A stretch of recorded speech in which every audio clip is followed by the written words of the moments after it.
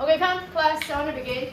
So again, for this particular chapter, okay, I only want to touch on the main things, but like I said, we need to learn the structures of this photosynthesis. At the end of this, if I'm not wrong, I will give you and send you guys the summary slides for photosynthesis so you can use this as your studying material. I haven't gone through this chapter with you, right, Josh? Just to make sure. I don't remember. Don't remember. So. No, right? Yeah. Agree? So I just want to make sure. Okay. Give me a slight moment. I'm going to open my copy. Okay.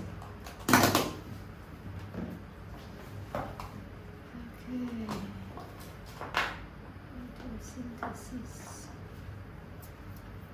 Okay, photosynthesis. First of all, we need to learn the structures of this leaves or your chloroplasts. Just want to point out, okay, it's already on this first column of your notes. Okay, one thing I want you to take note: unlike this mitochondria, your chloroplasts have internal membrane system.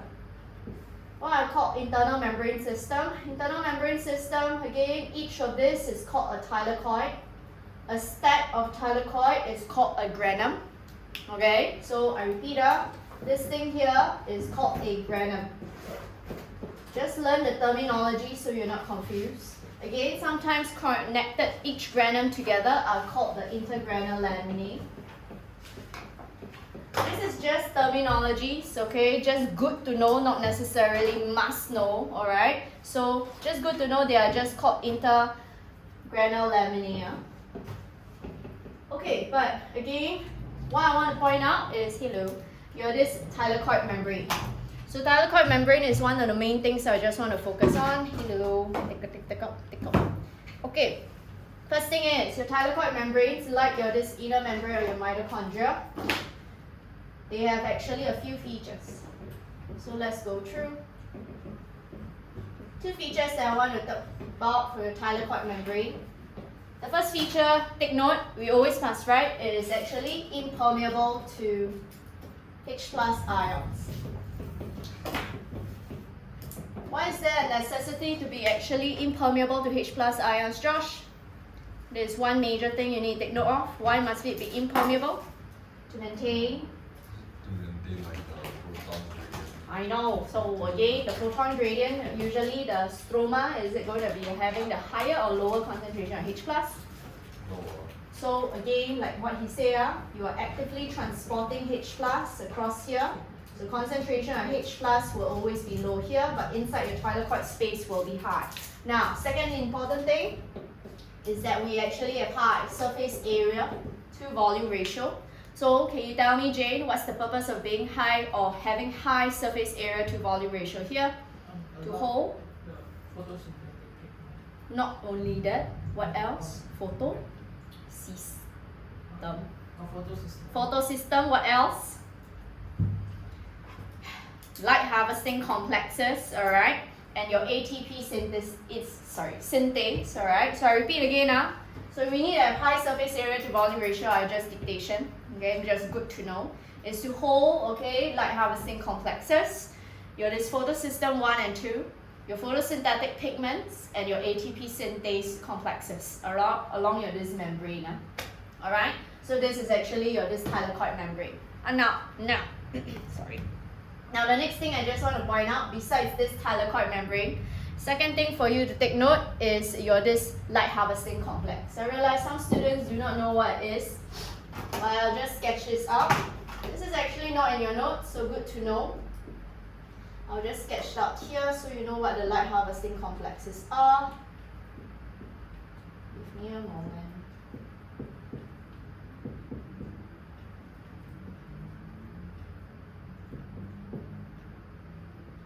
Okay, so this here is called this thylakoid membrane. So this is actually where your stroma is. This is actually your thylakoid space.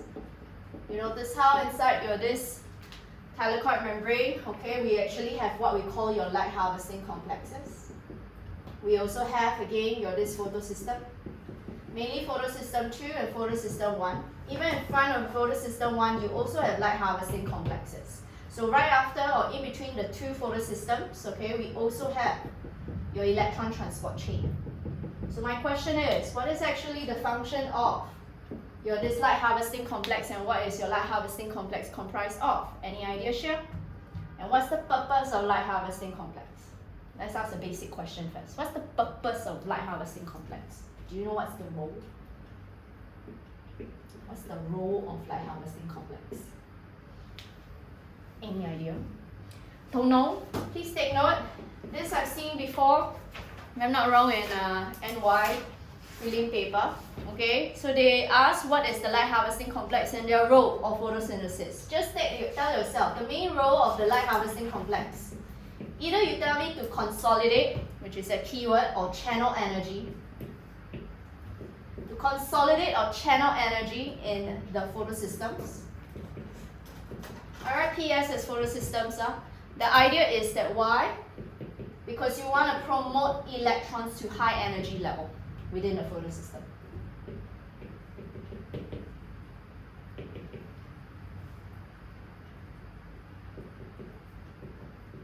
Alright, so this is the main role, but what is actually the light harvesting complex comprised of? Please take note. Light harvesting complexes comprises mainly of three things: carotenoids and special chlorophyll A and B. So what are all this? These are therefore your photosynthetic pigments.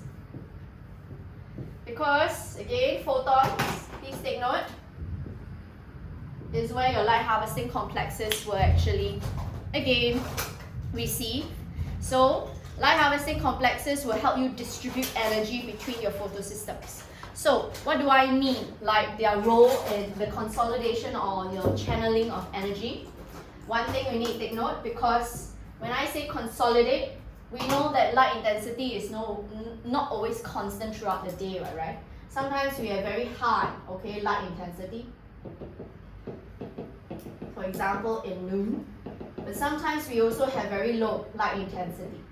We cannot channel every single light towards your photosystem, because you think about this, if you have too much light, alright, being channeled to your photosystem, that can actually bleach or photo bleach or damage your this plant cells.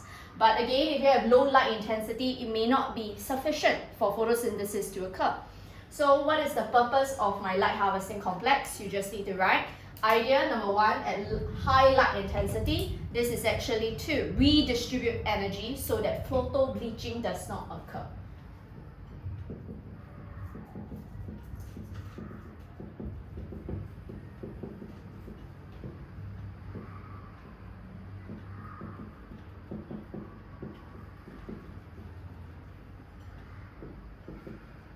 So you will not have any bleaching of your plant cells, which means you damage your plant cells.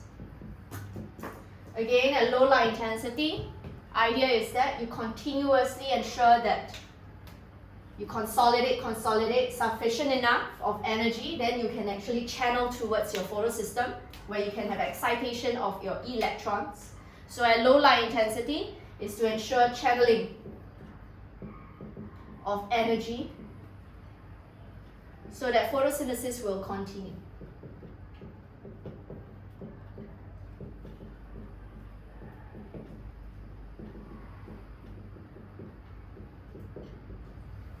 Okay, so idea is once you have sufficient energy, this will actually boost an electron, usually from a special chlorophyll A molecule, to a very high energy level. The promotion of this electron will be captured by your photosystem 2 primary electron acceptor. You don't really need to know what is exactly the primary electron acceptor in the reaction center. Just need to take note, this represents this electron acceptor that will help to pass electrons down at ETC, of progressively lower energy levels. Why? Because the free energy, like exactly the same keywords that you learn for your respiration, the free energy release is to what? Pump hydrogen ions from where to where? From your stroma into your thylakoid space. Because remember I say we want to generate the proton gradient here. Same thing for your this photosystem 1. So we also have your this light harvesting complexes. Again, Just like why any light harvesting complex can help channel energy, we receive electrons from receive energy from your photons, which will then consolidate energy enough so you can pass it down to your this photosystem 2. Similarly, once you pass down your this electrons in the photosystem 2, usually special chlorophyll A molecules will be promoted to a high energy level, captured by your own primary electron receptor. Then you can channel electrons down the ETC as well. Similarly, the free energy release is used to pump hydrogen ion, same thing, from your stroma into your thylakoid space. Understand? So now you all know what is light harvesting complexes already, and your this photosystems. Okay? Like I said, photo bleaching. So the idea is that imagine you have too much light. Like, do you have to know it? Oh, I've never heard of it before. Or just call bleaching. Also will. You don't really need to write photo bleaching. The word bleaching just means you want to damage your this plant cells. So it's actually good to know. Okay? How was your exam? Too much application also. Okay, but anyway, now you understand now this is the basic for you to take note of. But let's go through the photosynthesis. Now, photosynthesis comprises of two things. We will be comparing with this respiration as well. Like I said, this happens within your this intermembrane system of chloroplasts. So we have two types, as you can see in your notes. One major thing for you to take note for this chapter is, please know what are the products formed, okay? And usually they will just tell you the process or ask you to compare and contrast the differences between those of photosynthesis with respiration. This is the second typical kind of question. The third typical kind of question is again the limiting factors that affect photosynthesis. So just good to know. Now anyway, for photosynthesis, we have two types of reactions. One is your light, one is your dark reactions.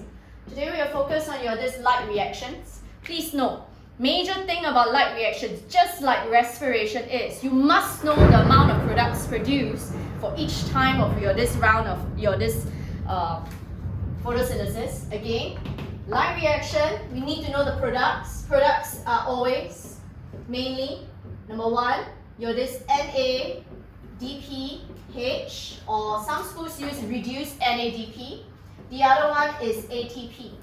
But for only your non-cyclic photophosphorylation, you will actually produce oxygen as well. So again, why do we need to produce NADPH and ATP? Because this is the one that drives or facilitates your dark reaction. Without the formation of these two, you can never have any dark reaction at all. So let's start off with your light. Because by default, please take note, by default, we will always have non-cyclic photophosphorylation. I know there's another one called cyclic photophosphorylation. Later we'll just discuss about that. But by default, every single plant will always undergo your non-cyclic photophosphorylation. What do I mean? Let's go through what's the steps first before we compare. For non-cyclic photophosphorylation, like you already see in your notes, you see it's on the on the third column of your second page of your notes. So this light reaction for non-cyclic photophosphorylation, you will always produce these three: NADPH, ATP, and oxygen. Now what you do not have here is again this role of water. Later we'll discuss for the role of water. But let's go through the process first. First thing is, let me just draw a sketch here. This one you don't need to draw because it's already in your notes. I'm just doing a diagram. This is actually representing my stroma. This is going to represent my thylakoid space. Then inside this thylakoid membrane, remember we have this photosystem. Usually it will involve both photosystem 1 and 2. So what happens during non-cyclic photophosphorylation? The first step in non-cyclic photophosphorylation is called the photolysis of water. So water here will actually absorb light, so absorb photons, and the photons will actually, photo means light, lysis means break down water to form hydrogen ions, electrons, as well as oxygen. If I were to balance this up, this is the balance equation here. So what is actually the role of water? Do you see you have this water here? Water has 3 roles, okay, in photosynthesis, not in your notes. So find some space to actually write this in your notes. First role for this water, photolysis of water, okay, is that this is acting as the first electron donor. So I repeat, water here serves as your first electron donor. Can you continue and elaborate? To replace electrons lost by chlorophyll in photosystem 2. I repeat, the first role of this water is it acts as a first electron donor to replace electrons lost by chlorophyll in photosystem 2. Now what do I mean? Remember, right, in front of photosystem 2 we actually have your light harvesting complexes. Same thing, just like the photons. Do you agree that once you absorb the photons, it will boost an electron to a very high energy level? So it will be captured by, again, a primary electron acceptor that will bring electrons down the ETC here. So essentially, right, do you agree this photosystem 2 has lost electrons? So that is why, right, this photolysis of water is needed so you can replace whatever electrons lost by photosystem 2. Understand? So you do not have any depletion of electrons. The second role for this photolysis of water, can you now write for me? Is actually photolysis of water provides H+ ions to maintain high hydrogen ion concentration in the thylakoid space. High hydrogen ion concentration in the thylakoid space. Like I already mentioned do you see photolysis of water? I always will form my H+. Wouldn't this formation of H+ contribute to the high hydrogen ion within the thylakoid space? Likewise, just now I already mentioned also, once you donate electrons or pass electrons down the ETC, you can see in between, in your notes, this on the first column of your notes in the diagram, do you see in between your photosystem 2 and photosystem 1, we actually have the ETC. So the ETC, right, will pass electrons down an electron transport chain. The free energy release is used to pump hydrogen ions from my stroma into your thylakoid space. Understand? So not only that, same thing, once you pass these electrons to this photosystem 1, this will also, after absorption of photons, it will boost an electron to a high energy level captured by another primary electron acceptor. And then this one will also pass electrons down the ETC. But one thing we need to take note, as you pass electrons down the ETC, yes, we will always have free energy release that is also used to pump hydrogen ions, okay, into your thylakoid space. But the second thing is, if you notice how we have in the ETC, we have this NADP reductase. So NADP reductase is part of this second ETC here, because that is actually used to actually form my NADPH. Why? Because NADP plus acts as what? The final electron acceptor. And do you see as a result, you are making or synthesizing NADPH as mentioned earlier. Okay? Now, next thing, we already know how we synthesize NADPH, how we synthesize oxygen, but how do we actually synthesize ATP? So what process will help you synthesize ATP here? By what process that we also learn in respiration, Jane? Chemiosmosis. Chemiosmosis is again a passive, okay, movement where it goes down a concentration gradient. The high hydrogen ion concentration here is pumped out through this ATP synthase complex. Do you realize the ATP synthase complex is all facing what? Outwards, right? So imagine this is my thylakoid space. ATP synthase all facing outwards into your stroma. So once you actually pass out, this will actually convert ADP and a free inorganic phosphate group to form ATP. So this is also an ATP synthase complex that is also the same function as what you see in respiration. Okay, so what do we actually synthesize? Oxygen, NADPH, as well as ATP. You see how we actually synthesize this so that later you can see it drives your Dart reaction.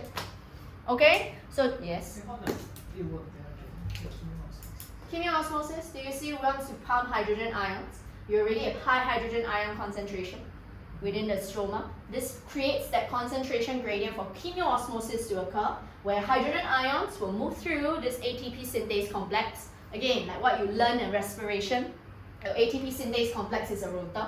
So once your hydrogen ions pass through, it will activate the catalytic activity for this so that you can combine ADP and a free inorganic phosphate so you can make ATP.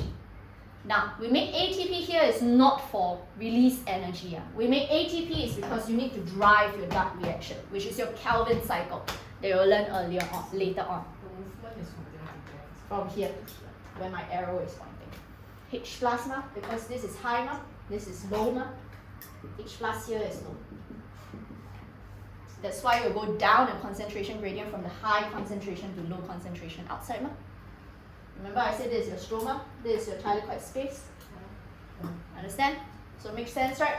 Okay? So again, what do we learn? Two things, your photolysis. Oh, I forgot to tell you the third role of your photolysis of water. But let's learn the first thing. What's the first role for photolysis of water that we learn?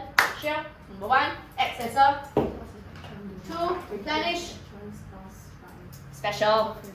In photo. Very good. Second role of your this photolysis of water is for what, Josh?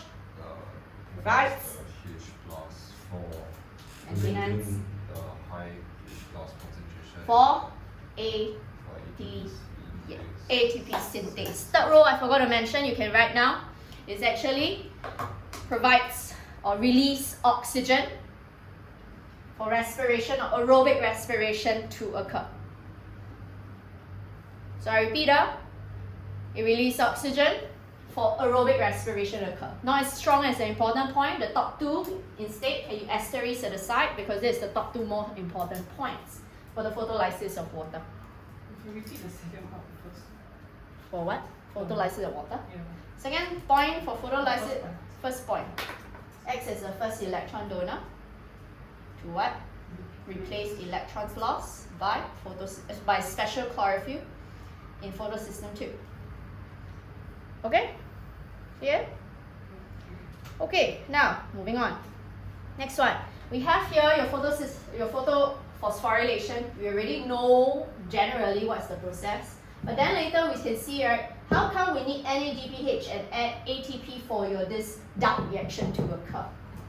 Before I go through cyclic, I want to focus on this non-cyclic first because I said by default you will always have non-cyclic. So your Dart reaction, main process is this Kelvin cycle.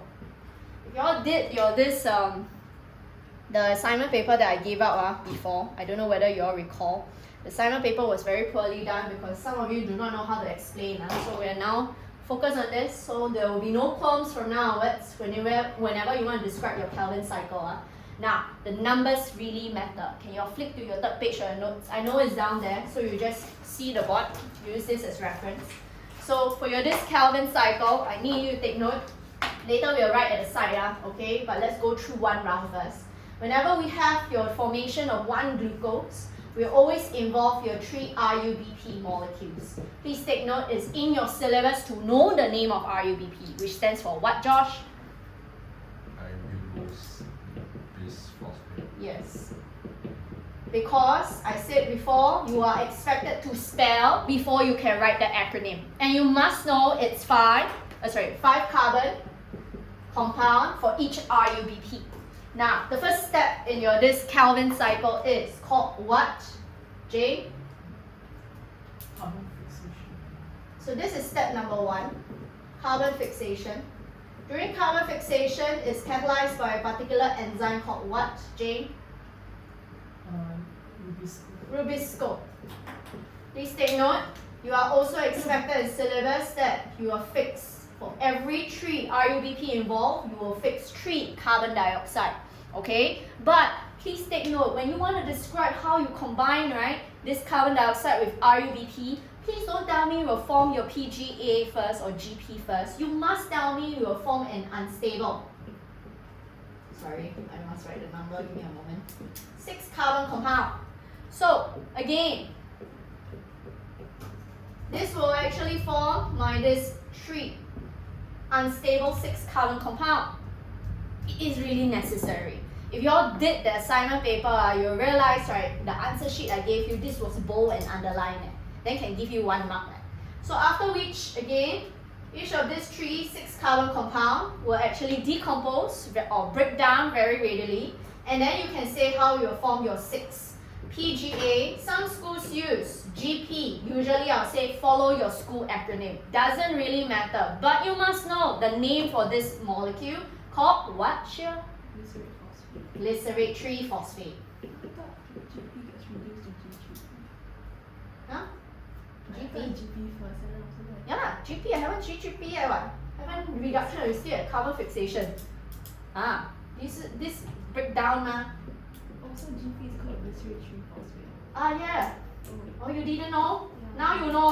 Okay, so it's called glycerate 3-phosphate. Now you know So it breaks down readily here. Now, the next step is, I know a lot of schools use reduction, but I want you to take note. I call this reduction and phosphorylation. Yeah, I'm also confused. Isn't GP then G3? Yeah, I thought GP then become G3P. Yeah, GP then G3P lah. What's the 3 stand for? Is that the third law carbon? Like what you learn? G3P is glyceraldehyde 3-phosphate. 3-phosphate. Because, if I'm not wrong, this is actually a either a ketone or a carboxylic acid. Okay, then later you'll become an aldehyde. The 3 just shows you where the phosphate is located on the compound, like what you learn your IUPCA name for chem, organic chem. But anyway, please know now, it's called glyceraldehyde 3-phosphate. This is again your GALP, G3P, TP, still got what? PGAL, yes. These are all the acronyms. Usually I say, right, different schools use different acronyms, just follow your school because they are the same things. But you still need to take note, it's called glyceraldehyde 3-phosphate. Just like G3P, this is a 3-carbon compound, you are also expected to know this is also a 3-carbon compound. This is reduction and phosphorylation, okay, or I'll just write PGA because I usually use PGA. Please take note, phosphorylation is also a keyword in exam. So the way you describe it is glycerate 3-phosphate is phosphorylated. Wait, I must tell you better write in this sequential order. Phosphorylation comes first, and then later you have reduction. I repeat, phosphorylation comes first. Phosphorylation. So it's phosphorylated by what? Because do you see why I need to have ATP synthesized? Because ATP will transfer the phosphate group towards your this PGA, so you can become your this G3P. Again, this one is actually 6, 6. How will I know the number? Just tell yourself how many products are you trying to synthesize each time so you will know the number you need. Okay, so we have phosphorylation first, followed by reduction. Reduced by what? That's why we have NADPH synthesized. Because the NADPH, 6 NADPH will help you reduce your this 6 PGA. So I can reform and regenerate my 6 NADP plus for your this photophosphorylation to occur continuously. Understand? So please take note, keyword is called phosphorylation and then reduction. Next one, using your this ATP and NADPH, once you synthesize this, you already should know that one of your this GALP or TP or G3P, up to you to use whatever you can. PGAL, GALP.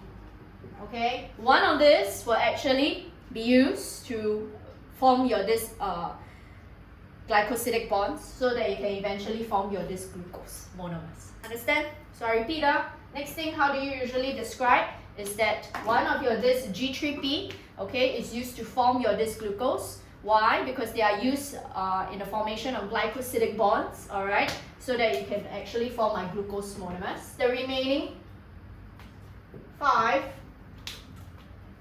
I just write G3P. The remaining 5 G3P, because you already know each of them is actually a 3-carbon compound. We have the last step, which is the regeneration part. Regeneration of RUBP. In the regeneration of RUBP, we will essentially require ATP.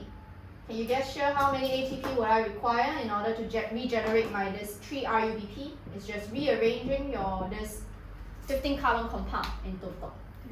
3. So like I said, always look at the products eventually you're trying to form. Number of products is 3, so that's why you have 3 ATP. Clear? So what do you see? Whenever you have the formation of one G3P that exit your system, okay, do you see we actually utilize a total of 9 ATP and then you're this 6 NADPH in total. But can I ask, Jane, the ratio of your this NADPH as well as your ATP synthesized from non-cyclic photophosphorylation, what's the ratio about? What is the estimated ratio? Are they of about equal proportion? Then it's what? No one. It's about the same. Every time, right, again, for your non-cyclic photophosphorylation, whenever they synthesize NADPH and ATP, it's about equal or roughly equal proportion. But do you see for your this Calvin cycle, okay, you will actually deplete ATP at a faster rate than your NADPH. Agree? So essentially, right, if your ATP is fully depleted, it means your Calvin cycle can no longer occur, right? This is why we have the second type of photophosphorylation, which is called your cyclic photophosphorylation. Cyclic photophosphorylation will only occur under 2 criteria. You can flip to your second page of your notes again. You see I highlight on the third column at the bottom. When will cyclic photophosphorylation occur? It only occurs when ATP is required, because the only product cyclic photophosphorylation will synthesize is this ATP. You only synthesize ATP as the only product. So let me just sketch up again. Oops. Okay, so what are the photosystems involved in cyclic photophosphorylation? You realize the only photosystem involved is photosystem 1. What is the ETC that is involved? Here is the ETC in between photosystem 2 and photosystem 1, as well as the one after photosystem 1. But the ETC involved here will be the one in between photosystem 2 and 1. So what happens here in the first step of cyclic photophosphorylation, you should know already, that same thing, we'll still have photons, okay, being absorbed by your photosystem, okay, an electron from your special chlorophyll will be promoted to a very high energy level, captured by its own primary electron acceptor. But this time, this here will donate electrons, but they actually donate electrons down the ETC in between this photosystem 2 and photosystem 1 that you see on the third column of your notes. Do you see that?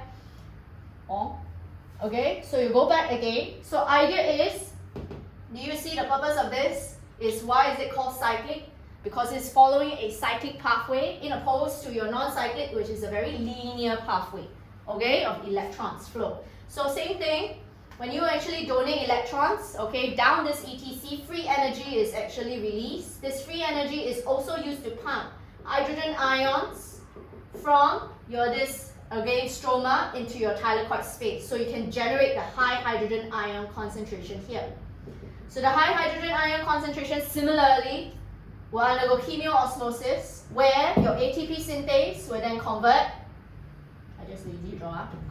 ADP and combine your ADP with a free inorganic phosphate to become ATP. So do you see, right, who is the first electron donor here? Can you tell me, Josh, for cyclic? So let's start compare. Which is the first electron donor, starting from here first? Photosystem 1. Yes, because photosystem 1 is the one that first donates electron, right? Which is the final electron acceptor here? Also? Yes, but what's the first electron donor here? And what's the final electron acceptor? No, final electron acceptor is NADP plus. So you can see the first difference. Jane, can you tell me, what's the second difference that you can observe between your non-cyclic and cyclic? Cyclic only has one photosystem. No, cyclic involves, don't write only has one. Cyclic only involves photosystem, whereas Non-cyclic involves photosystem 1 and photosystem 2. What's another difference that you can see between cyclic and non-cyclic? One produces only ATP and one produces ATP and NADH and Yes. Okay, another difference. Can you tell me another difference between cyclic and non-cyclic? Why not you tell me? What is the mechanisms that maintain the high hydrogen ion concentration in non-cyclic versus cyclic? So in non-cyclic, how do you maintain this high hydrogen ion concentration? From two things. Number one, photo. Photolysis Of? water. What else? Also active. Chemiosmosis. No, chemiosmosis is called this, the active transport. So please know what's the difference. Chemiosmosis means that you are actually going down the concentration gradient, but active transport is against the concentration gradient. So what maintains the high hydrogen ion concentration in the thylakoid space? Active transport of H plus by ETC. Agree? But this one, right, is just merely active transport of H plus by ETC. There is no photolysis of water. Jane, any other differences between this photophosphorylation? These two photophosphorylation, name me another difference there. is it more? Can you say like more? More? Some more. Uh, Very simple. Can you tell me when will non-cyclic photophosphorylation occur and when will cyclic photophosphorylation occur? This will occur when plants require what? When plants require three things, right? NADPH, ATP, and oxygen. And when will cyclic photophosphorylation occur? When ATP is needed. When ATP is only required. Understand? This is actually found where? Do you see I have this table here? So can you double star this table so that you will know what is the main difference between cyclic and non-cyclic? What do you mean when ATP is only required? You only synthesize ATP, do you see? Then the question is, why only ATP is required? So can you see that your dark reaction? How many ATP is actually synthesized per G3P that actually exits the cycle? 9, right? How many NADPH? 6, right? Do you see I deplete ATP faster than NADPH? Even though that non-cyclic produced NADPH and ATP in roughly equal quantities. So this is when you have insufficient ATP to drive the dark reaction, your plant cells will know how to switch to cyclic photophosphorylation. Understand? You follow what I'm saying? Like it can only it doesn't have to happen at the same time. Yeah, they know how to switch lah. But by default, that's why I say beforehand, I say by default, plant cells always undergo non-cyclic. Understand? Clear? So this is actually your dark reaction. Now, let's do a comparison. Because some of you already learned, I think all of you should already learn this oxidative phosphorylation, right? So again, for oxidative phosphorylation, it's similar but not the same as this photophosphorylation. Find some space to write this so we can actually compare, because I said one type of question they always like test for photosynthesis as well as respiration is always asking you to compare between those two. So let's do a table to compare between this photophosphorylation and oxidative phosphorylation. Phosphorylation and oxidative phosphorylation. You should know already oxidative phosphorylation. Where does it occur, Josh?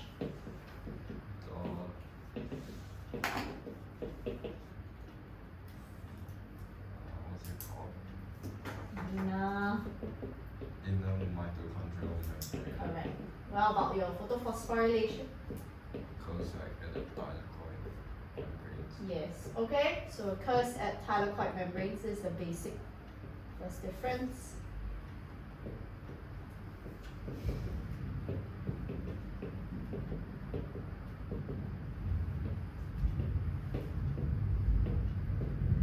Another difference between photophosphorylation and oxidative phosphorylation is your electron donor. Jane, what's the electron donor for this? Let's talk about non-cyclic first. For non-cyclic, what is my first electron donor? Water.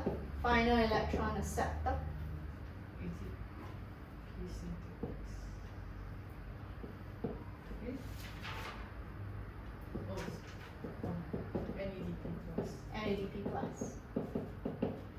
cyclic, it will be what, Jane?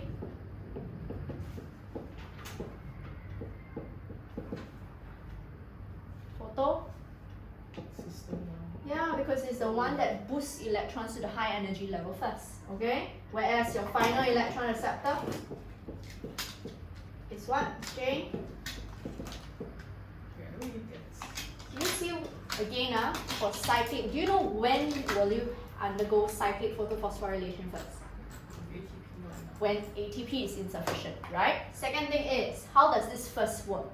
First one is, when photons actually strike, the light harvesting complex will channel energy to photosystem 1.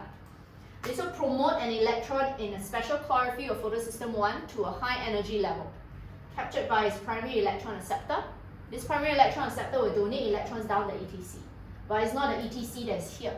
It's ETC that's in between photosystem 1 and photosystem 2, which is actually this one. So do you see it will go back and return back to photosystem 1? So that's why it's called a cyclic pathway, number 1. And then that's why, again, do you see photosystem 1? Not only is the first electron donor, but it also accepts the final electron. So that's why photosystem 1 is both the first electron donor and the final electron acceptor. Whereas oxidative phosphorylation, what are the electron donors? Jane? Oi, respiration. Oh, respiration is And NADP. there's no P. How I remember is the P stands for photosynthesis. No P here, so it's NAD plus and AT. 你的懂啊 Shit, I forgot. FAD. Understand? These two are your electron donors. What is the electron acceptor, Jane?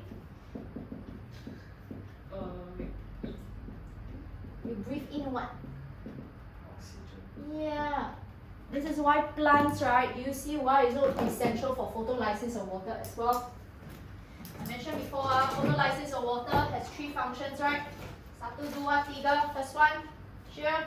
What's the first role for photolysis of water again? Acts as the first electron donor in case electrons lost. Sure. By By special chlorophyll. In? In photo. Second one, Josh, don't tell me the one that you mentioned before. What else? To synthesize. Photolysis of water helps to synthesize and release Oxygen the cells as used in aerobic respiration. as a Final electrons. third one. Photolysis of water, what's the importance? H plus concentration. By providing H plus ions, right? Agree? So take note down. Next one. Let's talk about another difference. Another difference between photolysis or photophosphorylation as well as oxidative phosphorylation is the hydrogen ions. You should know already, hydrogen ions are pumped inwards or outwards? Huh? In. So hydrogen ions are pumped inwards. Okay? This is from stroma into thylakoid space. Whereas here, hydrogen ions pumped outwards. This is from matrix into intermembrane, mitochondrial membrane space.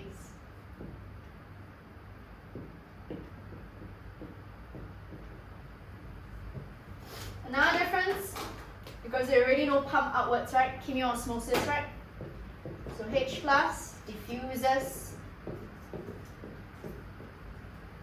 outwards by a chemiosmosis.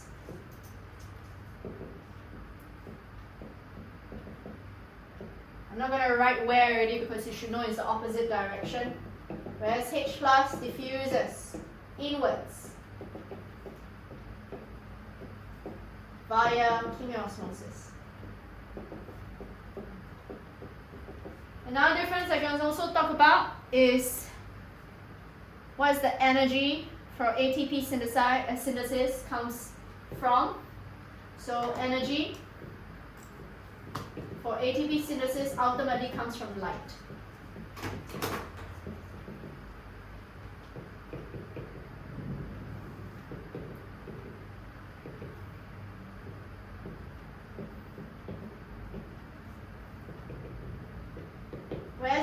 energy for ADP synthesis here is not from light, it's from glucose oxidation.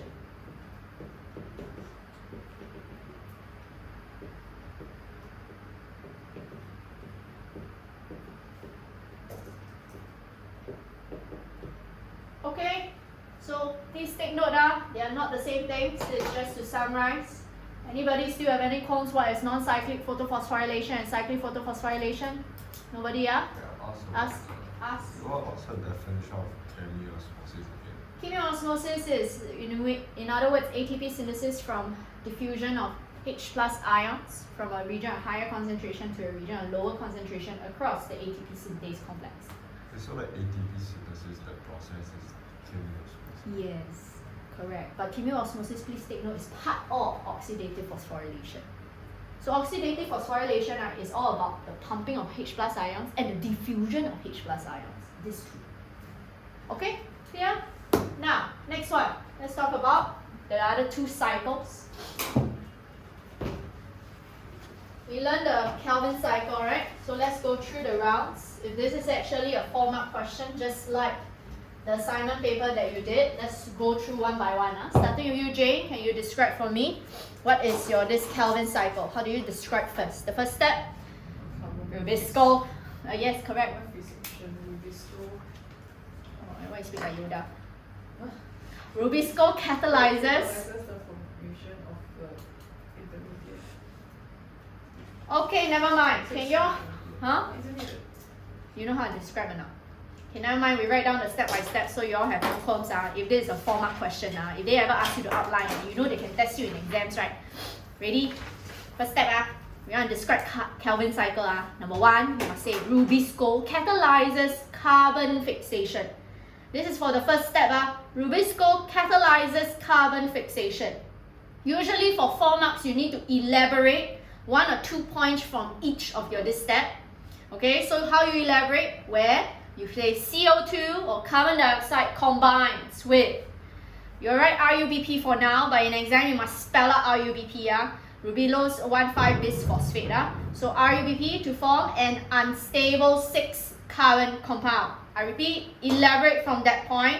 Carbon dioxide combines with RUBP to form an unstable 6-carbon compound, which breaks down into 2, must specify the number, 2 molecules of GP, which is called glycerate 3-phosphate. Underline the keyword Rubisco, carbon fixation, combines with RUBP.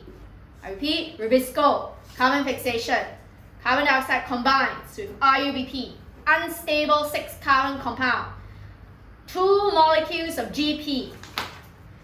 Second step, which is the other one, the reduction, but you must write this from now onwards. I repeat, second step, glycerate 3-phosphate, or you can say GP, is first phosphorylated and then reduced. I repeat, phosphorylated and then reduced to form TP or G3P or GALP or PGAL, up to you. But you should know the name is called glyceraldehyde 3-phosphate. Don't stop there. Using ATP and NADPH, using ATP and NADPH synthesized from light reaction.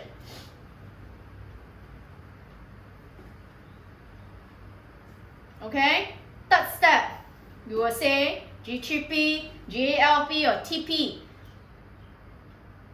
is used to form glucose that can undergo condensation reaction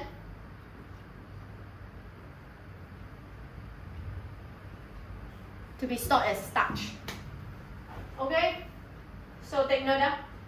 Okay, so underline the keyword I ever asked you to underline. So second step, underline phosphorylated and reduced. Underline ATP and NADPH. Underline G3P used to form glucose, that's all. Okay, now, but another thing they like to ask you to compare is your 2 types of cycle, which is your Kelvin cycle and my Krebs cycle. Let's ask here where the Krebs cycle occurs. Yes.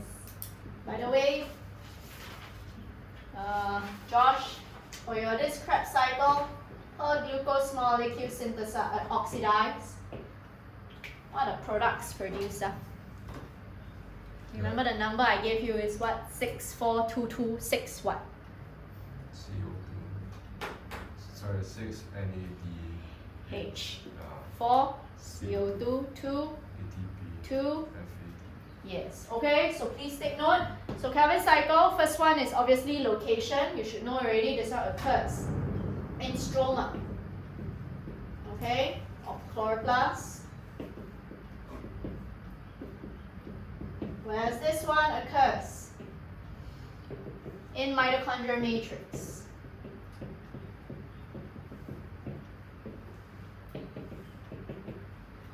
Another difference between these two is the starting material. Please take note, starting material is very different from substrate. The ribulose bis bisphosphate.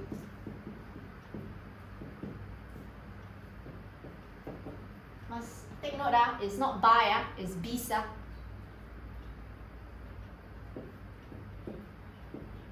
This is the starting material. I repeat, starting material is very different from substrate.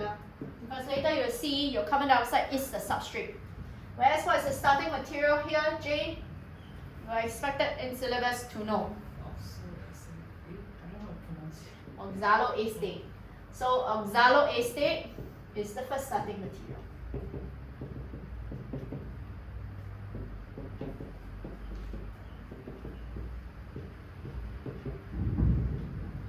And you should know it's eventually regenerated as well, since it's a cycle.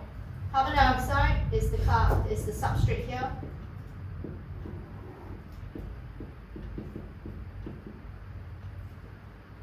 Whereas the substrate here is acetyl-CoA.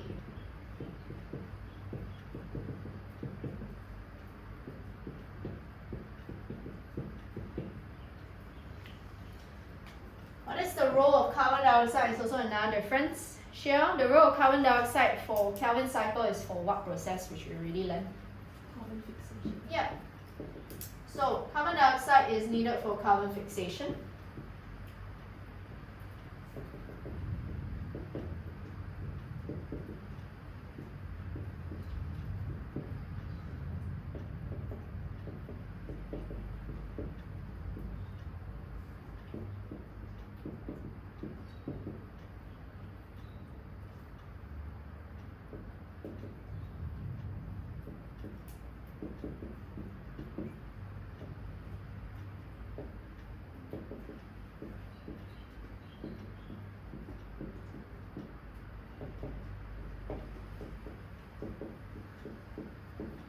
Whereas here, carbon dioxide is produced from what kind of process here?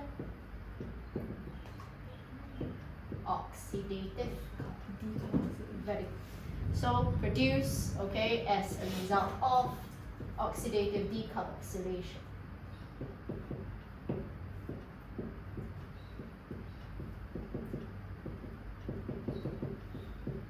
Now difference is the electron carriers. For Kelvin cycle, electron carriers is your NADPH. So NADPH is needed to reduce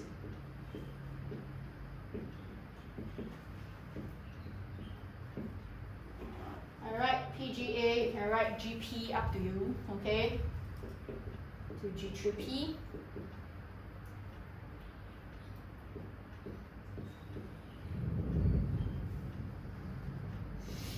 Electron donors. Whereas here, NAD plus as well as FAD, the other electron carriers.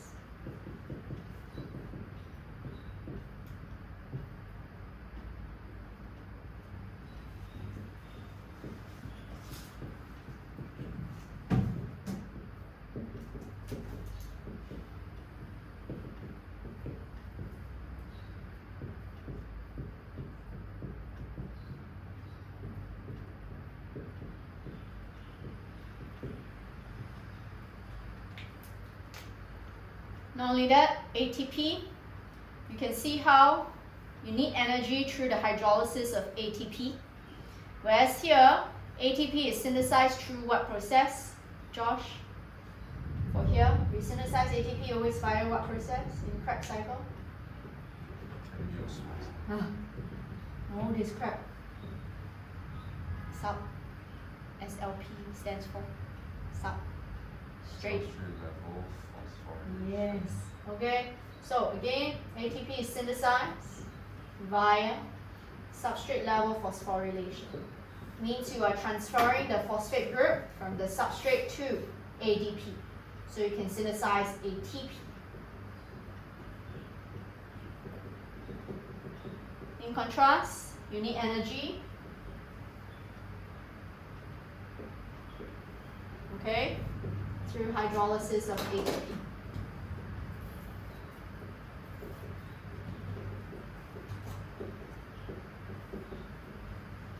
And we're at the top.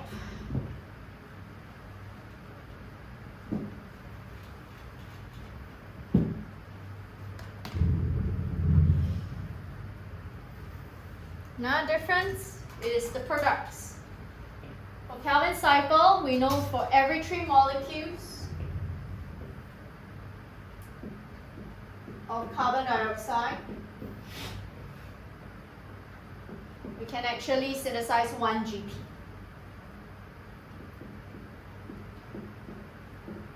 Or you can say G3P. Number methods. Krebs cycle, just now he already mentioned each cycle for every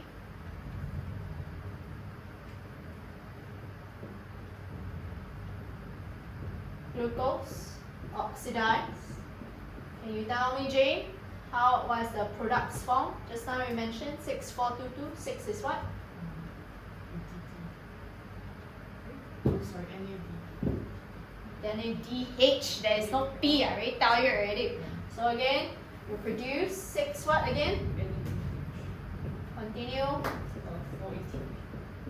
Huh? No. 4 CO2. 2 ATP. And 2 FADH2. Please know the number methods. Last one is not very solid but still acceptable. Calvin is actually a anabolic process. If you want to elaborate, it's anabolic because of synthesis of hexyl sugar, okay? So that eventually you can use as a storage polysaccharide, which is your starch. Whereas here is catabolic because this is involving the oxidation of acetyl-CoA through a series of decarboxylation and dehydrogenation. So this will summarize between your light and dark. Understand? However, now you have an idea what light reaction and what dark reaction is. We will use this to summarize. Can I erase this part? Can I? I'll give you a series. Sure, you'll be helping me with this first half. So there will be 2 experiments the person conduct. You'll be helping me in the first half of the experiment. Josh will be helping me in the second half. If they cannot answer, Jane will substantiate. Can I now erase? Cannot. Now, let's first summarize. Sure, you'll be telling me how will the concentration of RUBP and PGA change in the first half of the experiment. So what do I mean? For the first 15, this is in terms of seconds. For the first 15 seconds, this is actually subjected with carbon dioxide as well as again light. But they subject to the first part of your experiment in 60 seconds, okay? You are actually going to remove, okay, light. Yeah, go ahead. From your this plant, whatever water plant that is, okay? And then again, but you're still going to continuously provide carbon dioxide. Can you tell me right now, if I were to draw a graph to showcase the concentration changes for PGA and RUBP, how would it differ? Josh, your one is this.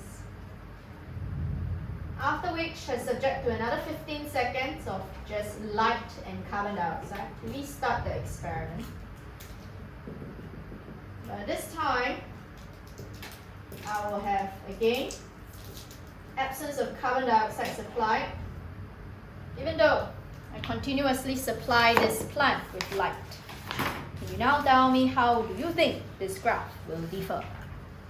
Okay, each one of you, and let you think about this. Give you about 1 minute to think. Sorry, the concentration is what again? 2 things Oh. I want to do.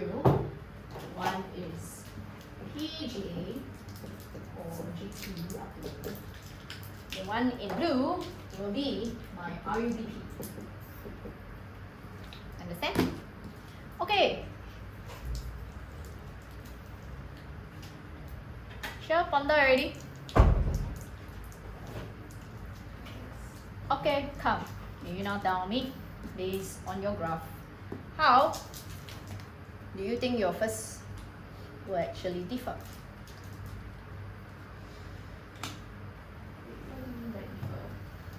For your this PGA, how will it change? Okay, I will draw the first one now. Huh? So PGA obviously, right, it will rise, huh? Because got light, got carbon dioxide. Agree? Means you have, if you have light, do you agree you can supply with ATP and NADPH?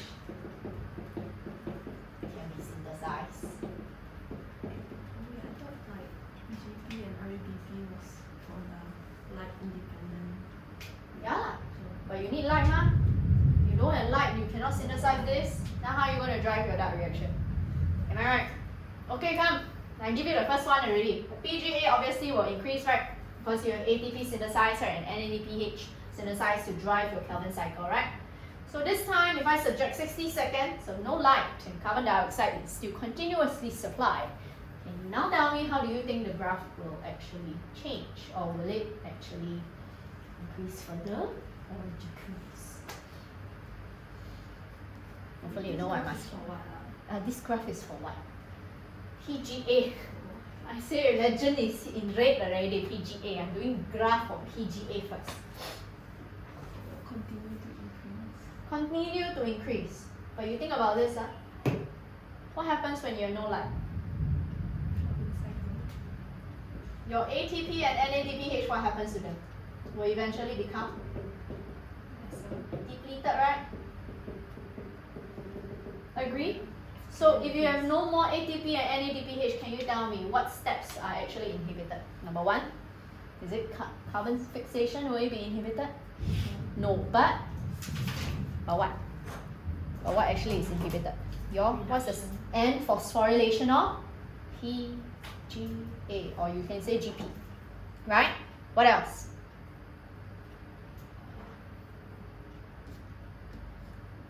Hey, what else?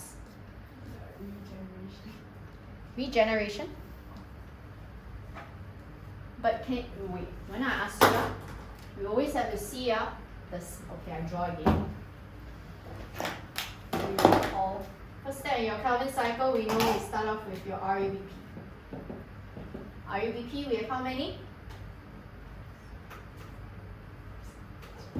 3 RUBP. We undergo carbon fixation with 3 carbon dioxide, right? To form a 3,6 carbon unstable compound, right? That breaks down to form 6 GP. Yeah, use GP, yeah. Means you're very familiar with GP. Agree? This is my first step, right? Second step, what do I have? This is when you have phosphorylation of your this ATP, and you also have reduction from your this NADPH. You see now? And then you will form your 6G3P. This 6G3P, eventually you have 5G3P left because one of them exit out the system. And then you regenerate here. You also require what other substance? ATP, 3 ATP. Agree? Okay, now, more clarity. So every time when you want to see what happens to a concentration of substance, you must see two things. The generation of that particular substance. So let's see. In this case, do you agree there's still carbon dioxide? Agree? So, however, the carbon dioxide, right, what happens to your this step first? In this case, you will actually have enough or not? ATP and NADPH in absence of light? No. So in other words, it will actually deplete, right? So this part is actually stopped, right? So do you agree your GP will always start to accumulate? Yes, right? Accumulate, right? But you also still have carbon dioxide. Can we have continuous carbon fixation? Which will continuously synthesize this to break down and form more GP. So you say that it increases, but it doesn't increase continuously. Do you know why? Do you agree you must have a maximum amount of RUBP? Eventually you should not have any more RUBP left for carbon fixation. What? Agree? There's always a limited amount of RUBP. So it will increase, but it will not increase continuously. Make sense? Make sense, right? Agree? So this is what happens here. How about this RUBP? RUBP, we also know what, right? By right, it also should increase, But what happens to RUBP?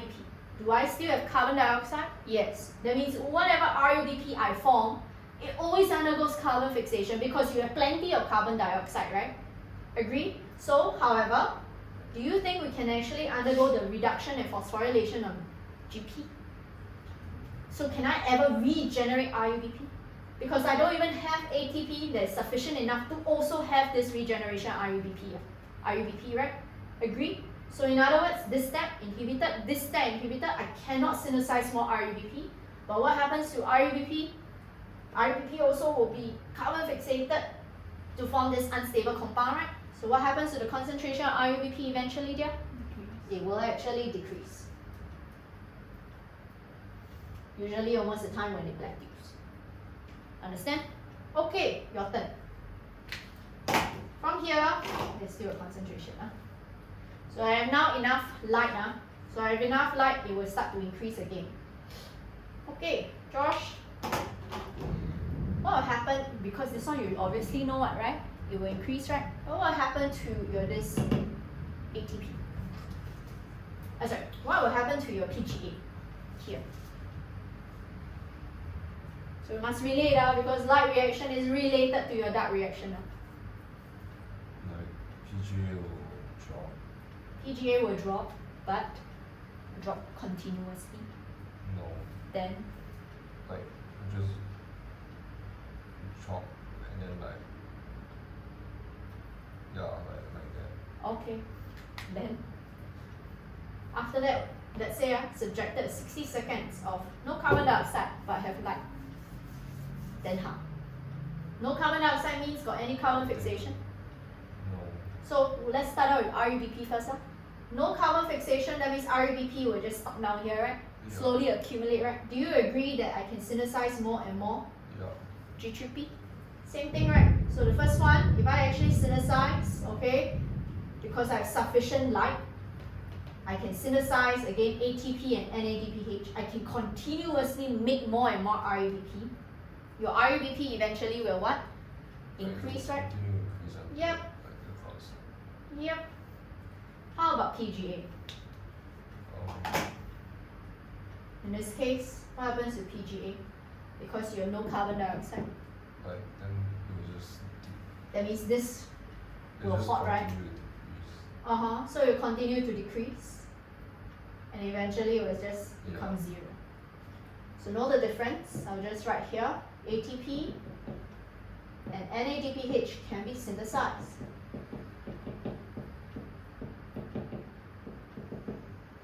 Right? But here, do I still have ATP and NADPH? Yes, right? But what happens is no carbon fixation. You have a brief idea how light reaction and dark reaction are related. Let's change this up. Jay, now you're down me. This time I change this up. So now we have an idea but tell me right now, how will the graph change or look different? So later we can write down the summary. What happens if I actually have, again, this one is light, but this time I write no carbon dioxide first. And then here, I resume again, I subject to light, and 15 seconds of light to synthesize sufficient ATP. But this time I have no light for the next 60 seconds, but I continuously supply with carbon dioxide. So now I swap.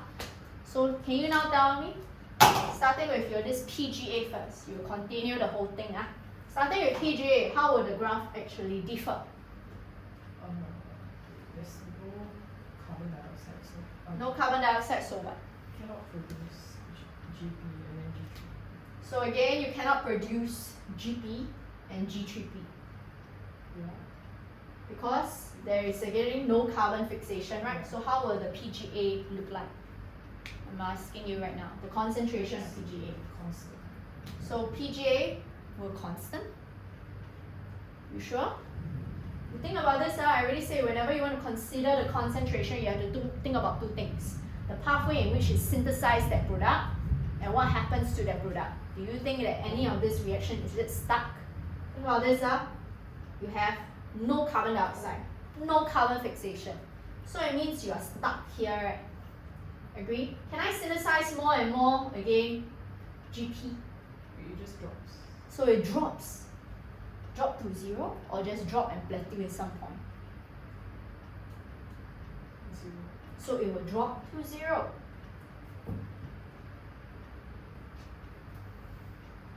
Do you know why? Two things. Number one, no carbon fixation. You cannot synthesize more GP.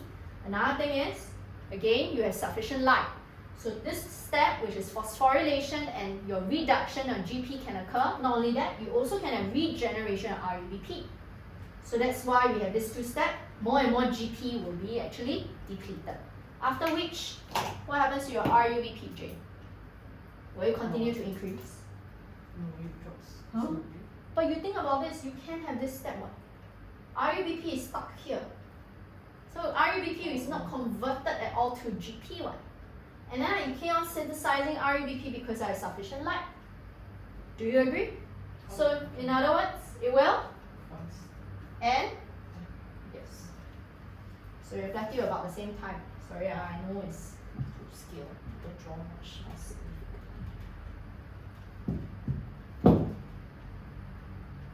Okay, so again, something like that.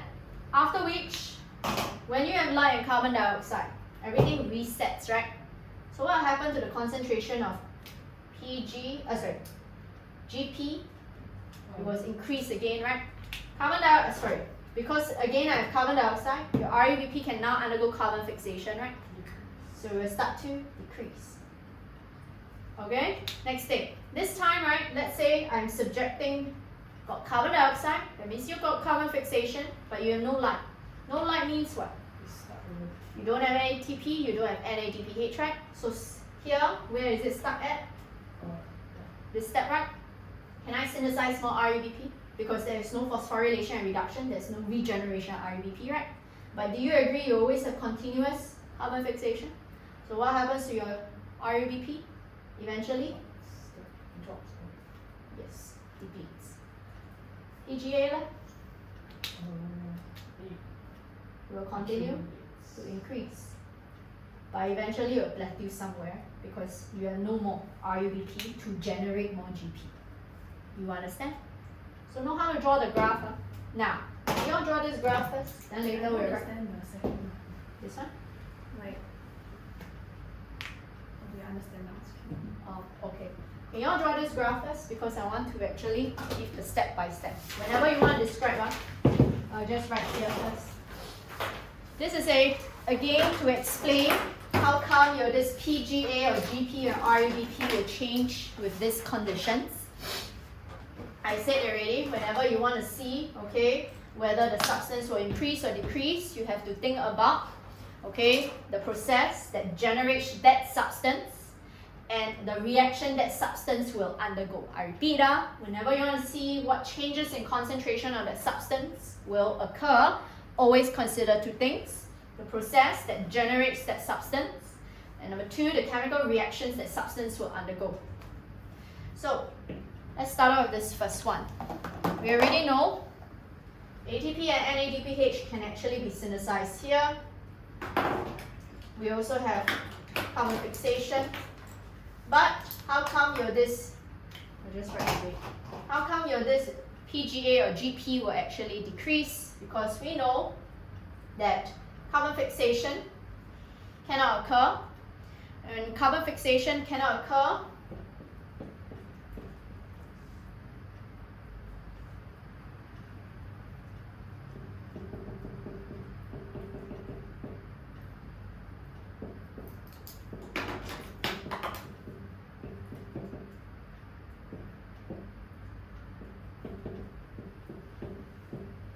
Second thing, you can say how ATP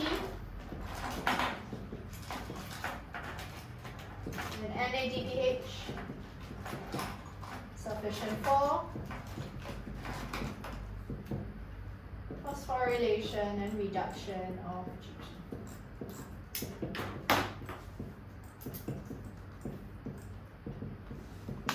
This is why GP decreased.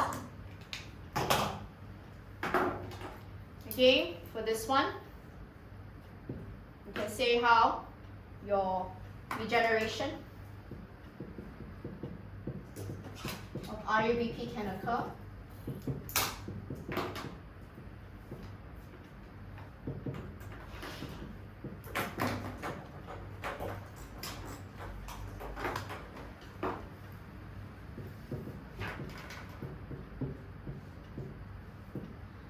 But we know that carbon fixation does not occur.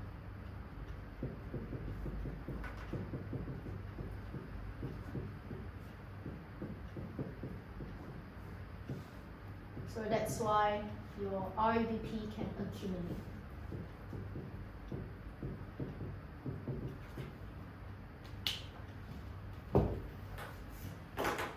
Same thing. Always care about the process that generates the substance. So why GP will eventually increase, because we know carbon fixation occurs.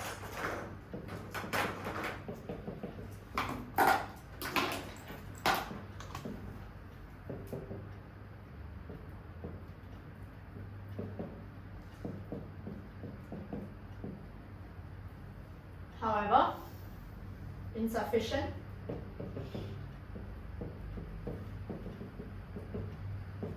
ATP and NADPH.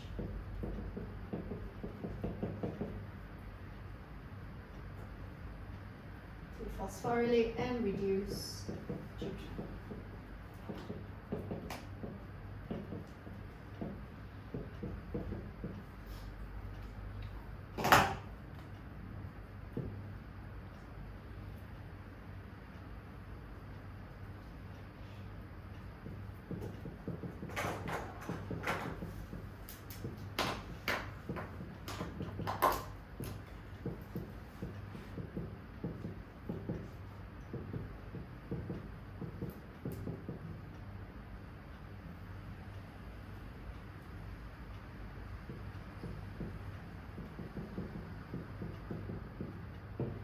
Okay, so again, next thing we also have to say how regeneration can occur.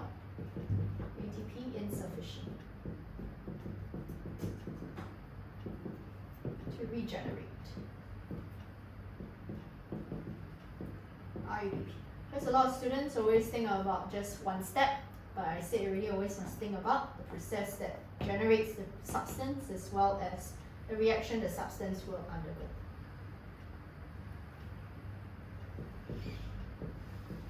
Okay, so just to summarize the link between light reaction and dark reaction.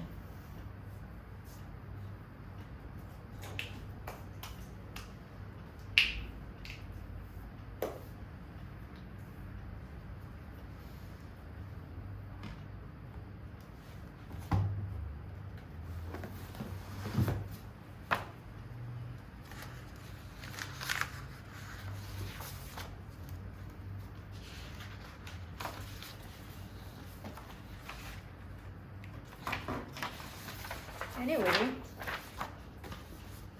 I prepared like a set of MCQs on photosynthesis. I want you all to complete that as homework. So it's to summarize for photosynthesis chapter. But in class, I want to do, answering techniques. MCQs are homework, okay? So, but in class, I want to do the questions. When you're all ready, we'll look at question 2.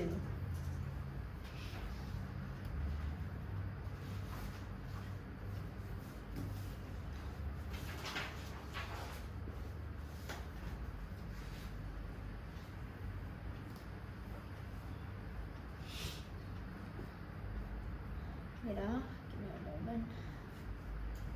Jane, I want you to be looking at question 1B. The rest of you, I want you to look at question 2B and 2C. So I repeat, 2B and 2C. So all these are the application questions of photosynthesis. So let's attempt them.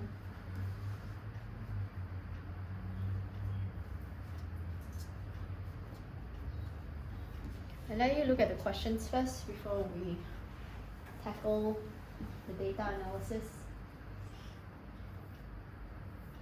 So overall, photosynthesis, please know the general pathway for photophosphorylation in your Kelvin cycle.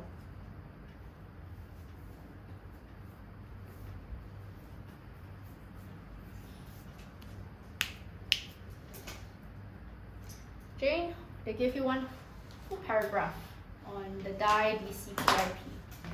You think that paragraph is unnecessary? Please give reference to this paragraph. Okay? So they show you is a hydrogen acceptor. It changes color from blue to colors. Question 2B and 2C. I want you to look at question 2B and 2C.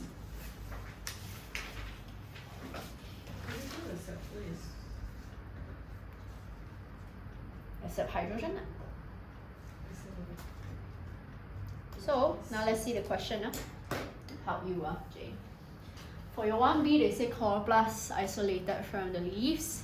Still function is they are suspended in buffer solution.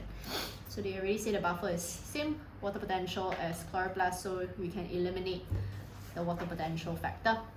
But they did mention that the dye is a hydrogen acceptor that changes color when it's reduced. So 3 test tubes are shown. So you notice how if there's light, there is no color change. But in a chloroplast suspension, okay, if there's light, there is a color change. The question is, how come there's a color change when there's light in a chloroplast suspension, Jane? H plus produce. Okay, let's do step by step, because you can see the question is asking you to explain the results. Whenever you want to describe the step by step, I told you for explain, you either use the overview point technique or the keyword technique. I'll tell you right now, we are using the overview point technique. Whenever you want to describe for photosynthesis especially, I will guarantee you your first overview point tends to be, or 80% of the time, is always telling me what process can occur. So can I ask, what process must have occurred here so that we can actually change color? It means in light, the DCPIP has accepted a hydrogen one, right? How come when there's light, you can accept a hydrogen? When are hydrogen involved? Hydrogen ions, right? The hydrogen involved must be referring to the hydrogen ions, right? It's in the light dependent. Light dependent, correct. Why? Photophosphorylation in light dependent stage produces what? A concentration gradient of hydrogen ions, right? The hydrogen ions, most likely in the chloroplast solution, if I have DCPIP, it means that they have accepted the hydrogen ions. That's why they change color, what? Agree? But the next thing is, how come in the dark there is, again, no color change? Do you think I have any concentration gradient established in the dark? No. No light ma. How to have photosynthesis? How to have photophosphorylation? Agree? Okay, so do you see this B part 1? They ask you to explain the result. First one is, I already said, your first overview point is most likely telling me what reaction can occur. So what reaction is occurring here? light-dependent reaction. In other words, we have to relate, right? If a light-dependent reaction occurs, that means what is actually produced. The question is, this is very critical. Do you think I can write hydrogen ions are produced or released? Or must I write hydrogen is released or produced during photophosphorylation? Second. Do you know why I cannot write hydrogen ions are produced or released?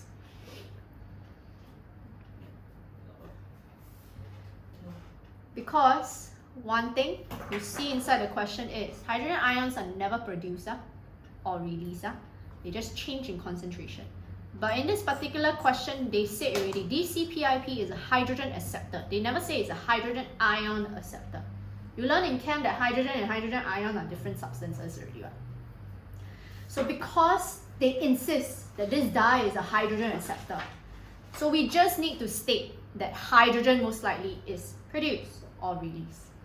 Understand? That will reduce this DCPIP for that color change. You understand? Okay? By the way, if for part 2, a typical kind of question they even can test for practical is that what is the significance of a control tube? Never just tell me to make the experiment fair or accurate. I don't want to see this kind of vague answer, always specify. Now for the rest of you, do you know what is going on? Cheer. I don't know how it affects pH. Like, Oh, okay. Can I ask? H plus you learn in chem. yeah. You used to calculate pH value ma? Yeah. So in light, do you agree you have different concentration of H plus at different regions of the chloroplast? Yeah. Okay, come let's see. Let's see from 30 to 100 seconds first. So they ask you to explain the change in pH. Do you agree from what we see the pH look like increase, right? I can't see what's the value. But there is an increase in pH, right? Because this is actually measuring the pH of which part of your this substance. Is it talking about inside the thylakoid or the bathing solution? Bathing solution, right? So the pH of the bathing solution, which is acting like the stroma, right, is increasing in pH, right? If it increases in pH, means the H plus concentration is increasing or decreasing? Oi, when pH increase, H plus is? Decrease. Yes. So the thing is, what happens in photophosphorylation that you learn? How is H plus actively transport, or the direction in which H plus is transport? From where to where? From high to low. No, what you're talking about? I'm talking about active transport. Photophosphorylation, there's active transport down across the ETC, right? So it's always transported from where to where?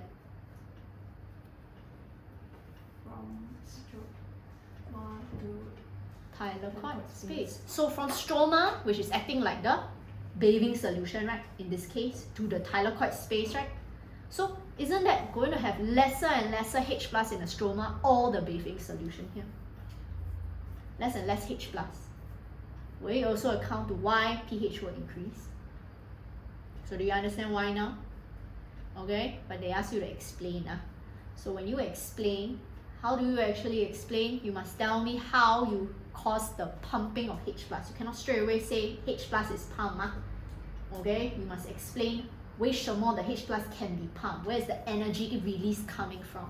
Remember I say must always tell me free energy release. Okay, from your this ETC is used to actively transport H plus from where to where, in this case bathing solution to thylakoid.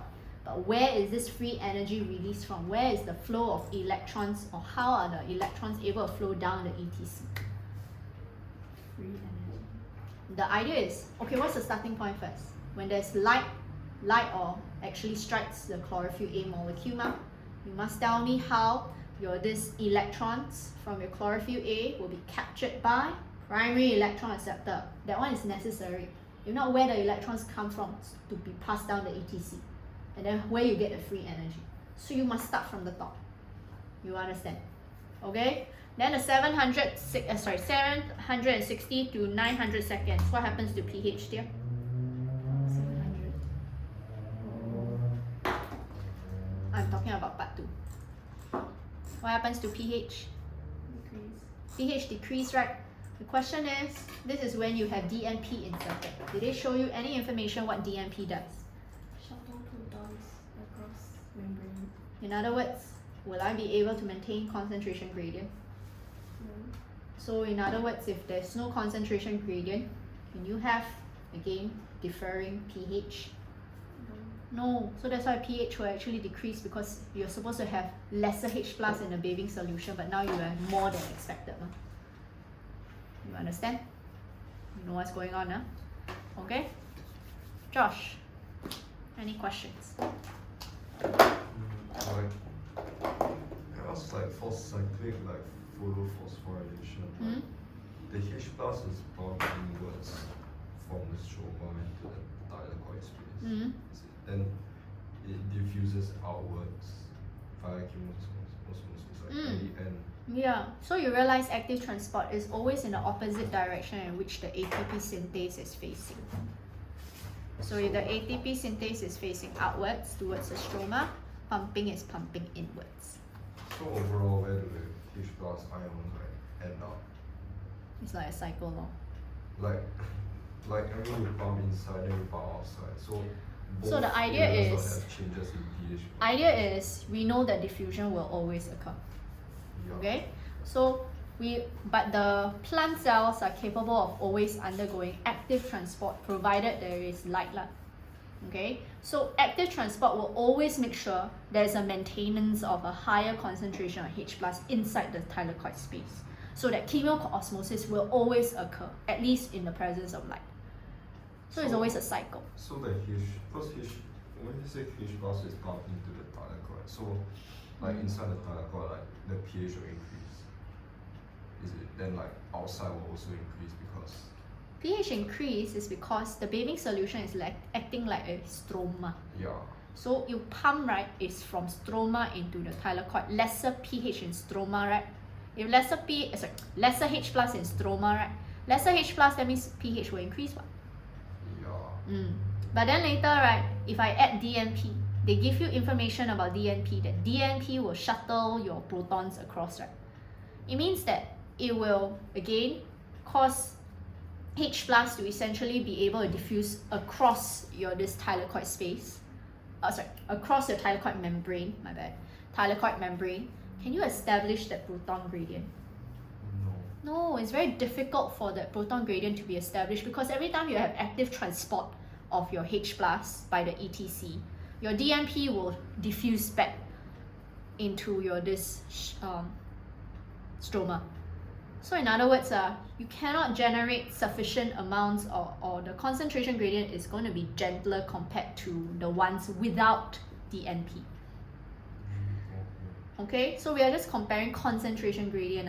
Think about that. Concentration gradient will be gentler with DNP as compared to the one without DNP. Okay, then why do you have to like talk about the source of the electrons? 'Cause, Okay. Like, you mean how I thought the mass unit is?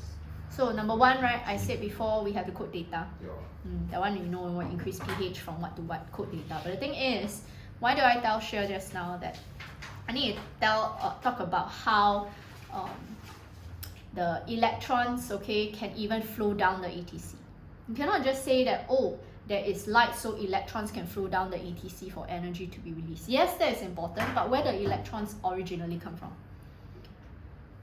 Because now, how come I need to talk about electrons is, the electrons flowing down the ETC is the one responsible in releasing the free energy for the pumping of H plus. But before we talk about that, you must tell me where electrons are coming from, what? And how come only in the presence of light? Only upon illumination. Then you can actually have this increase in pH, ma? You understand? Jane, are you done? Yeah. B, right? Hmm? It's only B, right?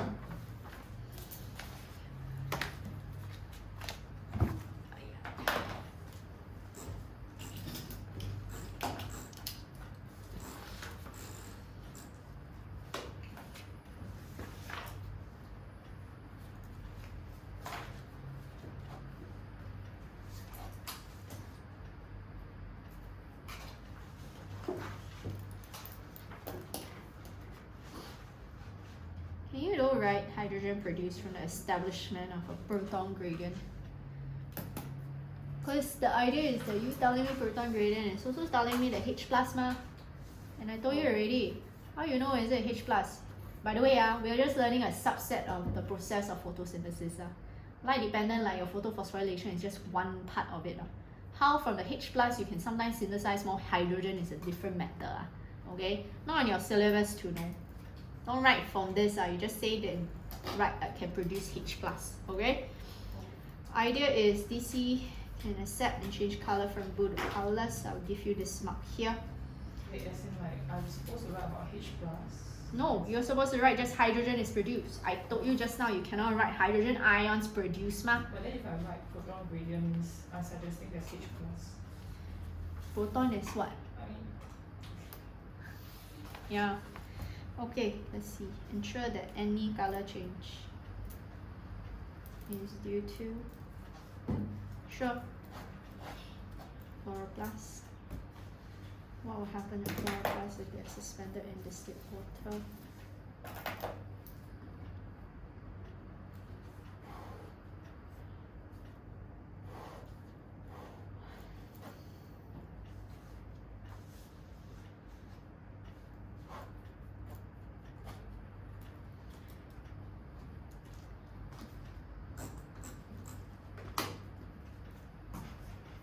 Okay. Then you look at the other questions. Question 2b and 2c.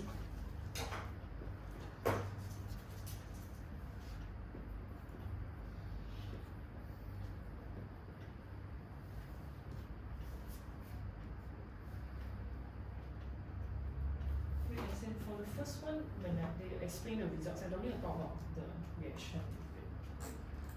Like, there's no specific part of the light dependent reaction. I need to talk. No, because this is about hydrogen, the DC IP that accepts hydrogen. DC PIP, sorry, that accepts hydrogen. You don't need to say how hydrogen is produced. Because they are not asking you for the difference in concentration of H plus. This is like the other question. If they specifically ask why is there again increase or decrease in pH, then it's related to H plus concentration here. But in this case, they are just saying that how come if I just have chloroplast and then I just add DCPIP, then there's a color change? Because most likely hydrogen was produced or released during photophosphorylation. Right? That's all you need to mention. I already said already. It's nothing about your H plus. It's hydrogen being produced.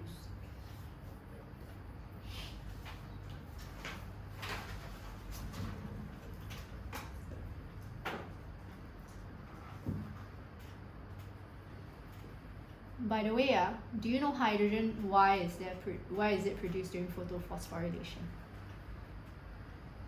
Don't know. I want to ask you, what's the final electron acceptor? NAD plus, right? Do you agree that NAD plus is also considered as the final electron and hydrogen acceptor? You know how you have H? Agree? Yeah, okay. So that is why, right? Hydrogen is the one that I'm looking out for, not hydrogen ions. Like you don't say the NADP plus accepts H plus so that you become NADPH ma.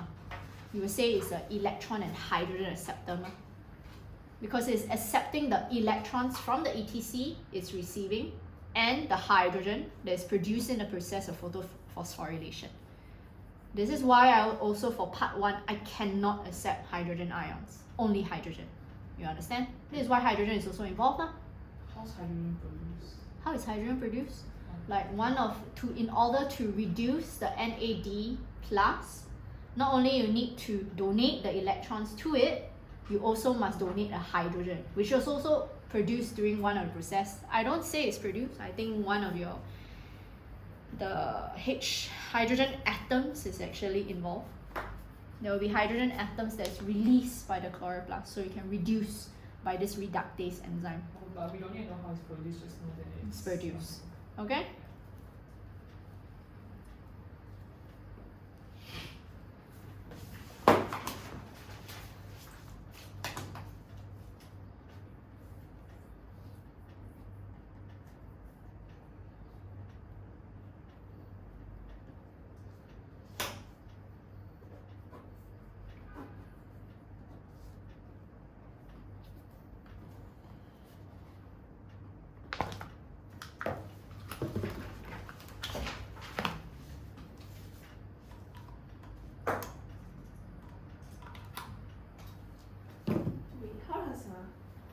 prevention of the formation of a proton gradient leads to a decrease in pH. If the proton gradient is dissipated because of DNP, right? Do you agree? Yeah? Wait. Your question again, sorry? Like how does like no proton gradient result in decrease in pH of the gradient solution? The idea is that you always make sure the pH, the H plus concentration is perpetually higher than normal at the bathing solution because you cannot actively transport H plus one. Think about this, draw.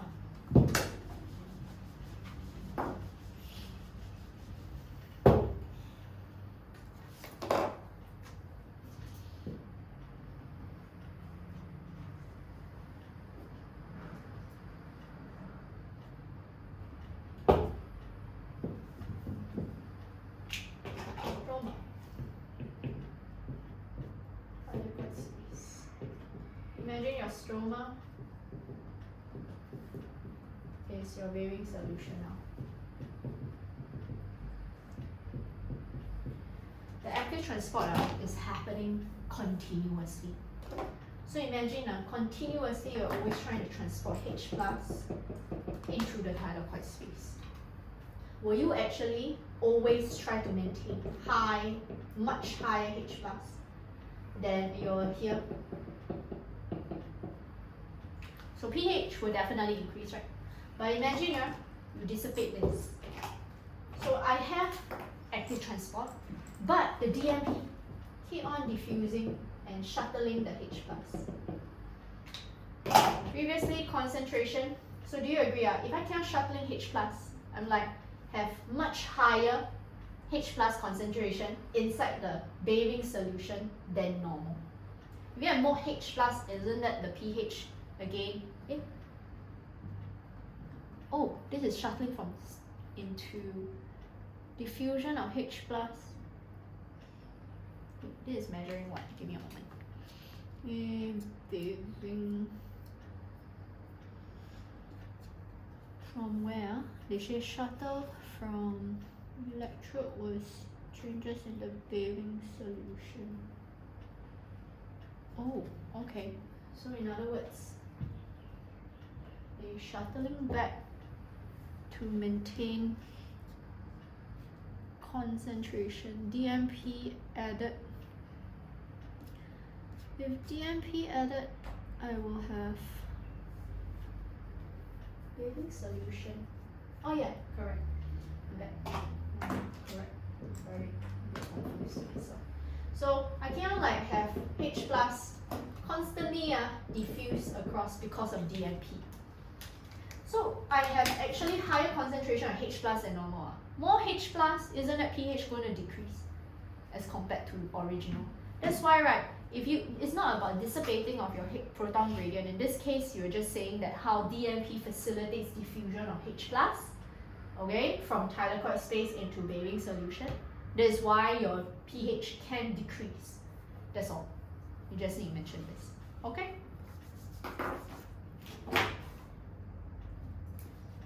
Nothing to do with concentration gradient. They are just focusing on H plus. Okay? Like for example, you want to calculate pH, you just calculate concentration of H plus. You don't calculate concentration gradient of H plus, right?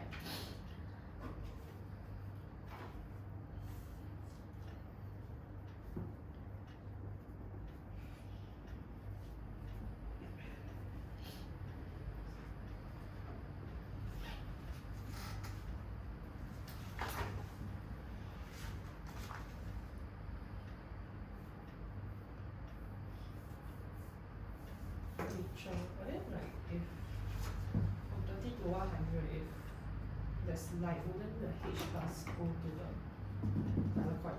Yeah, you're measuring pH of bathing solution. Yeah. Focus the one in purple. If there's light, can we pump hydrogen into thylakoid space? Lesser hydrogen ions inside bathing solution, right? Oh, wait, this one is bathing solution. Yeah, what they already mentioned. Look, you say they measure the pH of a bathing solution, Oh, Can I see?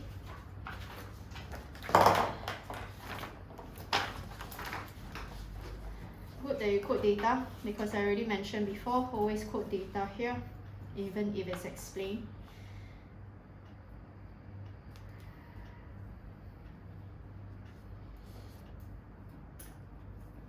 Because it's 2 marks, I can still give you the credit.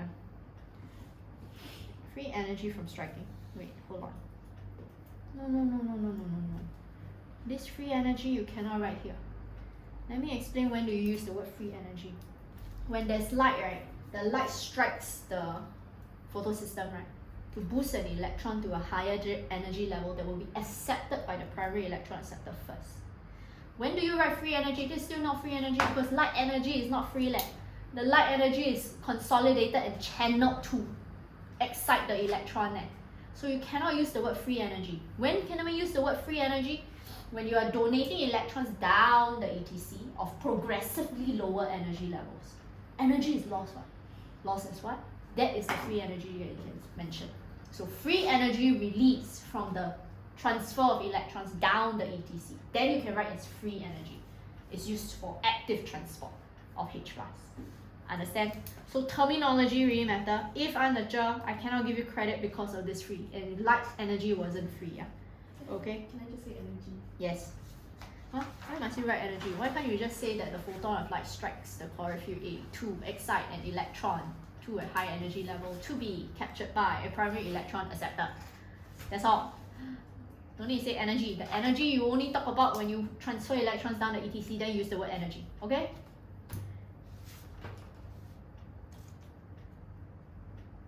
But you did mention that pump hydrogen ions from bathing solution into thylakoid space. If you write free energy, don't say from here. Free energy from the ETC, donation or transfer of electrons. I think the better phrase will be the free energy from the transfer of electrons down the ETC is used to pump hydrogen ions from stroma or bathing solution into thylakoid space. That will be a better phrasing. This one, no. Okay? So I only can give you 1 mark for your quotation data. So wonky down here. Second one, 700 pH decrease. Yes, you put data. Facilitates diffusion of H+. Concentration of this increase. I can give you 2 marks here. Okay. Let's do the other one. Yes, C. How does the DMP work? Like, it's just showing the same thing. So DMP, okay, yeah, DMP is showing you how we can shuttle H+ back and forth. So obviously, the way you shuttle H+ is by facilitated diffusion. Okay, so from this facilitated diffusion here, it means that H+, we want to actively transport from your bathing solution into the thylakoid space in purple. But because of DMP, this will always counteract the active transport. So in other words, your H+ concentration with DMP isn't higher than those without DMP applied. As in how you know that direction and not It doesn't. The idea is they will always undergo diffusion. Agree? Diffusion is always from a region of higher concentration to a lower concentration. What? So we already agree that thylakoid space is always a higher concentration of H+.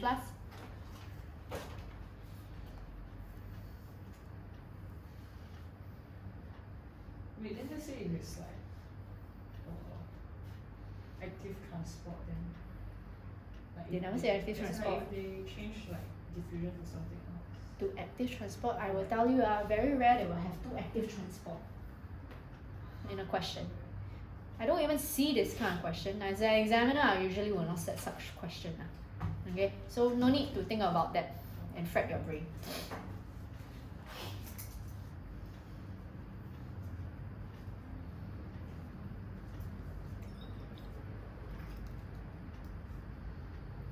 Sure, got any effect?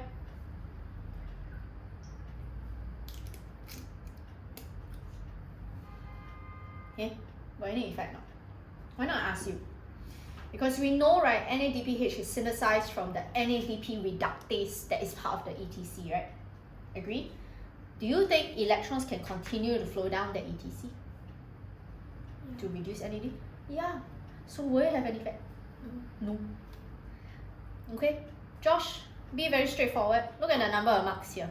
How many marks does this do? 2. Okay, so how do I delegate the marks? First mark should be about what? Telling me got effect, or will it increase or decrease, or no effect at all, what? Right? And then second mark is just explain what. So what did I tell you before? If you have an explained question that's worth 1 mark. But how's the effect thing worth 1 mark? No effect what? You telling me no effects? You know there's no effect, right? Yeah, but like, I think you explain like, cause Okay, so what's your explanation? they explain like how the DNP affects like the H plus gradient, but then. But it's nothing to do with formation of NADPH, right? Do you agree NADPH is synthesized from the NADP reductase, the first column in the diagram?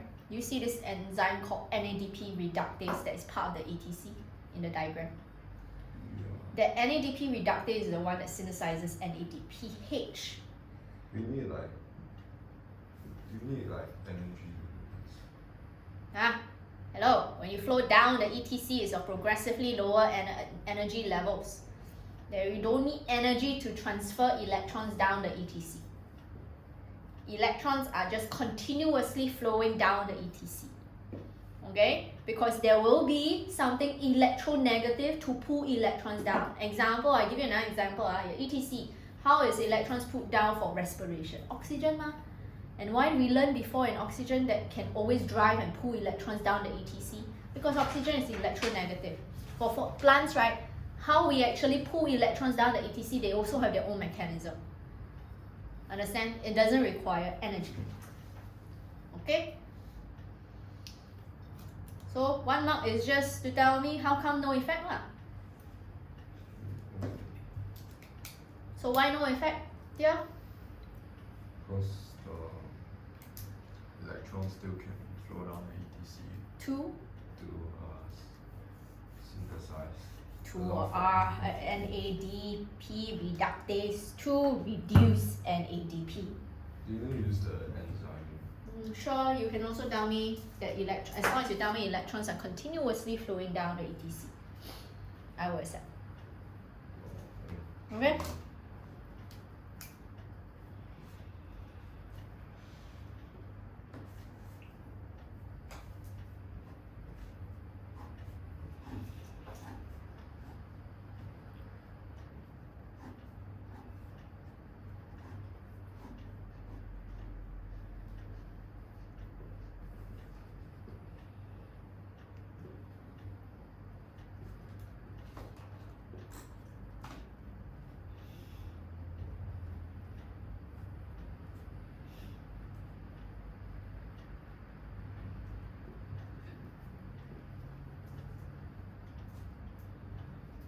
Picture, if fewer NADPH are produced, right, then does that also mean fewer G3P are produced? Again? Like if the number of NADPH decreases, will it also decrease G3P? Or is it just Yeah, slower? definitely. No, or is it just slower? You reduces, or you mean like the rate? Yeah.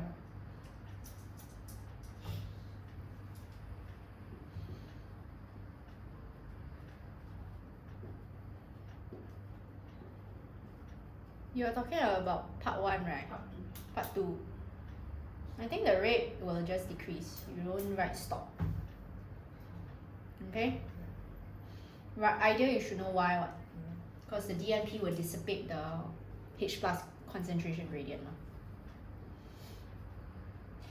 Plus, because of time, we'll stop here for today. Please remember to complete these 2 questions, which is question 1B as well as question 2B and 2C, so I can go through next week. Homework and assignment is actually the MCQ that I prepared for you. So that one is to summarize this entire chapter, so you can see your grasp on this chapter. I'll talk about these 2 answering techniques. Please bring this worksheet as well next week, because I want to continue with more of this data analysis and application questions for photosynthesis.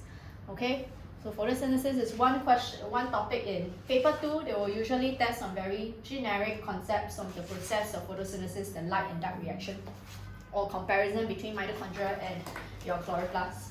Okay, but the second thing they always like to test is like the data analysis. So there's a lot of data analysis with reference to photosynthesis and respiration questions. So we'll try to attempt as many as we can. Okay, with that I end off here today.